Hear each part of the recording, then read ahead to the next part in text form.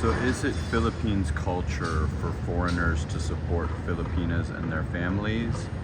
Is it just culture from a man to a woman in the Philippines? What are the real truths and what are the real rules of the culture here in the Philippines? I've lived here for 2 years. I was single for a year, dated a lot of Filipinas, and I've been in a long-term relationship with a beautiful Filipina for almost a year.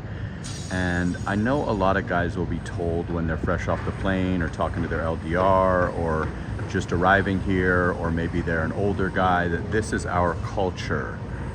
You know, the man supports the woman and her family, her sisters, her kuya, her titas, etc. And I disagree with that. Now, I think if you're in an extreme age gap, 100% in any country, you got to support at least the woman to a very high level, or the family in a developing country. But I think if a woman has genuine attraction to you, that is not the culture. I think if you have zero sexual marketplace value, or that's all you have to offer, or you can be tricked into that, definitely. Now, I'm all for people getting support. If you're a very wealthy man, I think you should do that and pull the whole family up. But I would not say that that's the culture for like 40 somethings coming over here with sexual marketplace value. I would also say that unless you want to play that role, you should find a woman that has some money, a Filipina that earns at least $1,000 a month. $1,000 a month is a massive living out here that most people will never hit unless they start their own business or do social media or something. Most like call center jobs, they keep you under around 40,000 unless you get to like an operations manager level or something. So just know that, you know, a woman here could think $550 a month she was kind of climbing the ladder and getting up there. I know many call center girls that make $341 a month with bonuses, staying up all night, reporting to a location and working graveyard 5 days a week. So just so you know, in my opinion and my experience and the experience of many guys that I've spoken with, different varying ranges of sexual marketplace value, some much older, some younger, I don't believe that that's really the culture. And if it is the culture, then you would have to wonder if her Filipino ex-boyfriend or husband was, you know, supporting her mother, father, tita, kuya, sisters, and doing all of that good stuff. I would say that that is definitely not the culture, and I think that's more something that would go for like older guys, or guys that you can trick into it, or guys that just want to be generous. By all means, give and be generous. But I would not say that that is the actual culture and that that is a requirement, just like courting isn't. Don't let people fool you into thinking that. Now, if your sexual marketplace value is low and you're leading with your wallet, you know, you will need to court, you will need to take care of everyone in the family, etc., etc. But it's definitely not something that I can personally relate to.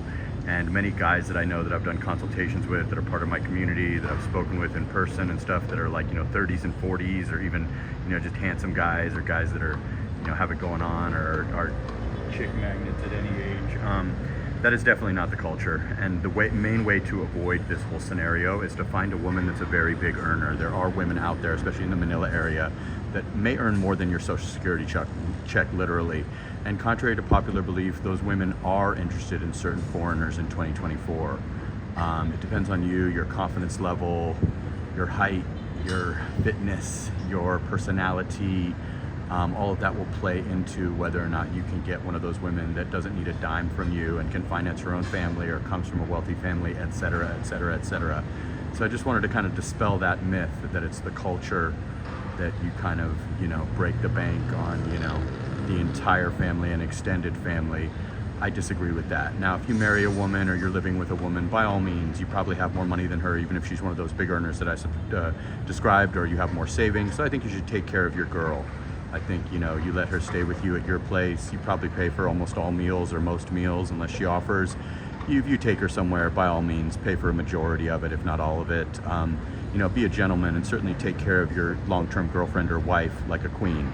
But as far as supporting her mother and father, her aunt, her uncle, her sisters, her brothers, and all that, I would say take a hard pass on that. That's me personally. I'm in my 40s. I feel like I bring a lot to the table without my wallet.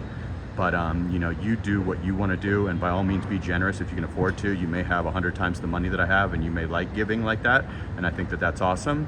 But I would say that is not a requirement of the culture. And case in point would be that I don't think Filipinos, or I know Filipinos don't have to do that, and I know some Filipinos are taken care of by their Filipina spouse that out earns them for a fact. So just keep that in mind. All for being generous with the family and giving gifts and helping in emergencies.